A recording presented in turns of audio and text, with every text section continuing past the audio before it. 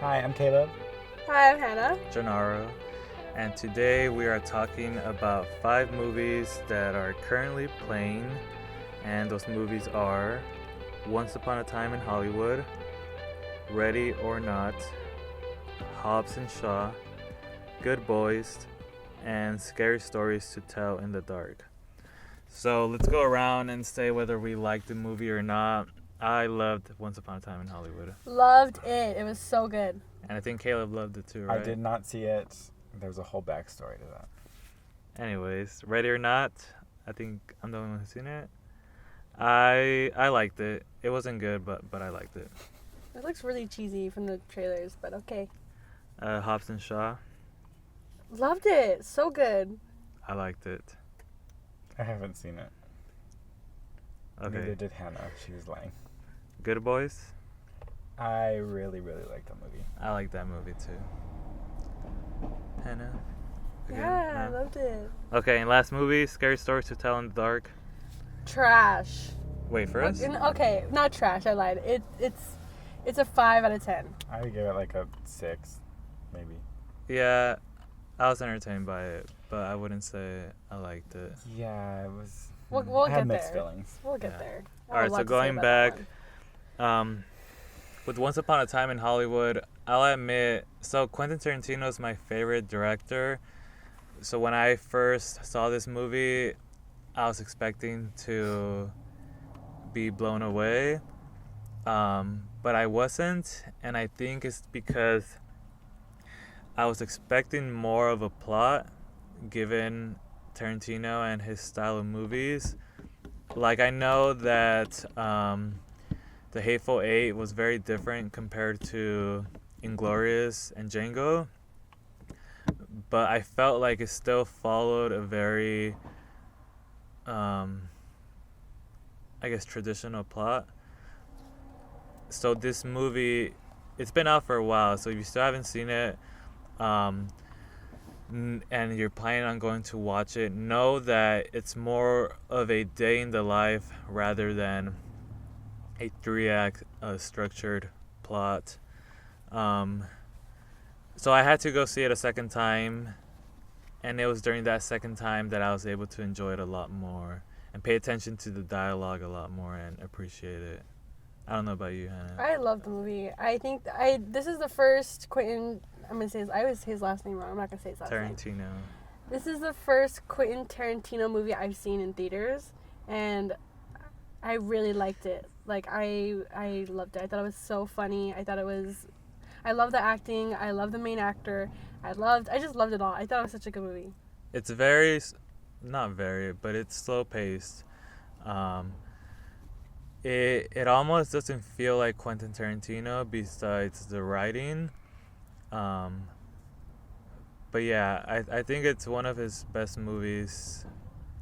Well, Kill Bill will always be my favorite, but this is one of his best movies so far. I feel like even though it was slow paced, though, like, he just did a good job of keeping the audience entertained through it all. Yeah. But that's my opinion. I think. I heard a lot of people saying that they were just sitting there wondering, where was this going? And again, that relates to there not being a plot. And it's kind of long too. It's like 2 hours and 40 minutes. Okay, I watched it 2 times. The first time I was very confused at the end because I didn't have a backstory to the movie. Like, it's based off of some events that have happened. So once I attained that knowledge, the second time I watched it, I felt it was more enjoyable because I understood where Quentin was going with the movie. Yeah. Anyways, go watch Who's it. Quentin? Alright, so with Ready or Not, I liked it, but it's one of those movies where the filmmakers, they almost don't care about a how do I say this? A backstory or context that makes sense. And so there's questions that are left unanswered, but it's meant to be one of those movies that's just fun. And so, for example, you guys went to go see the escape room movie, right? Oh yeah. Yes. So if you haven't seen it, I'm sorry, but I'm gonna spoil it. You've had a while. Yeah. It I ends feel out. with like it being this whole organization behind it, right? Yes. But it doesn't answer any questions like who are they, why are they doing this, like Yeah. how do they manage to create all of that in that Where are room, we? you know? Mhm. Why are So we? there's questions like that that aren't answered, but I think they did that intentionally. It's meant to be a fun movie, and I agree it was fun. It was fun, but I wouldn't go watch it again.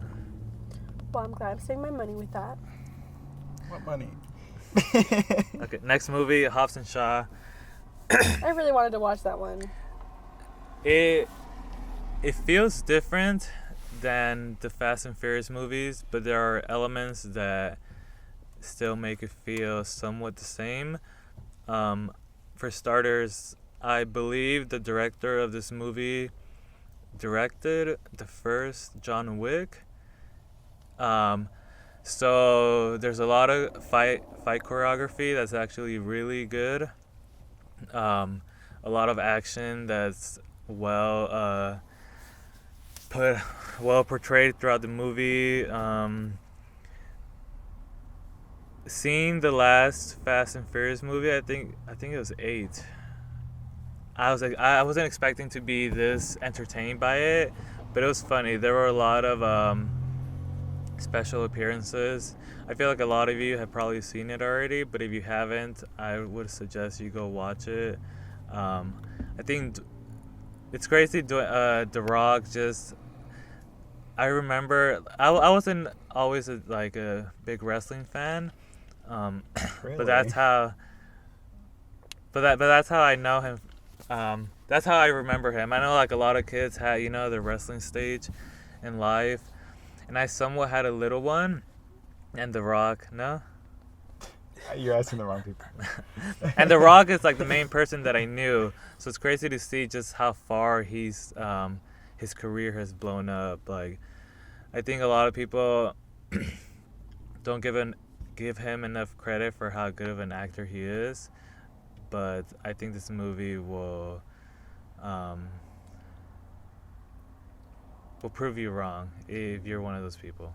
Justice know. for the Rock. Yeah. When I think of Dwayne The Justice Rock, I for think of him The in Rock. in ballerina tights and dancing in that one football ballerina movie, Disney movie. Okay, so Good Boys, Caleb. I refuse to watch that one. I thought it was absolutely hilarious. I think this is like, obviously any movie or show that's talking about like middle school or high school, they're very dramatized, very unrealistic. Like, that's not what school's actually like. But I think this one was a little bit closer to that. I think the 3 main actors, the boys, were hilarious. I think they were perfect for their parts. Yeah. They did a really good job. It is obviously inappropriate. It's rated R. But I don't know. It was just really funny. I enjoyed the movie. There was like the story. I think the story was funny, and the journey these little boys take, and it's like about them discovering who they are and like realizing, like the realities of friendships and growing up with friends and how those friendships turn out. And Yeah. I think it was really good. Yeah, given that it was a movie produced by Seth Rogen and all those guys, I expected it to be a lot more inappropriate, but I don't think it was. Is there any nudity in this film? No. Yeah, I don't think so. But yeah, I liked it too. My favorite part when you go watch it is in the trailers, but I won't say much about it. It's with the security guard. Just look out for that part. I think it was so funny. Anyways, and then towards the very end, there's this montage depicting what it's like to date in middle school that I also think was very accurate and very funny. So look out for that. And so last movie. Scary stories to tell in the dark. So I read the books. Oh, you did? Yeah, okay, so I think I said this in a previous podcast, but I love horror. And I think I only liked horror because I wasn't allowed to like it as a kid. I wasn't allowed to watch Goosebumps. I wasn't allowed to watch scary movies. So I think that just stirred my interest for horror. And I read a lot of the Scary Stories to Tell in the Dark. I can't guarantee that I remember all of it, but when I was really excited to see this movie. When I saw the trailer and I saw the characters, I thought it was super accurate to the book's description. So I was a little bit disappointed when I watched the movie. Well, not a little. I was very disappointed. I think a lot of the hype for this movie was created around the fact that Guillermo del Toro was a producer. And so I don't know how much of a hand he had in the making of the movie. But I will say that I think the monsters in this movie,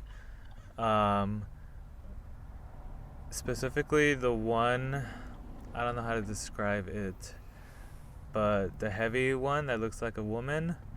The marshmallow one? Yeah. I don't know why I thought that one was just the creepiest one. I think the acting was pretty good. Not like Oscar level, but it wasn't bad. I just feel like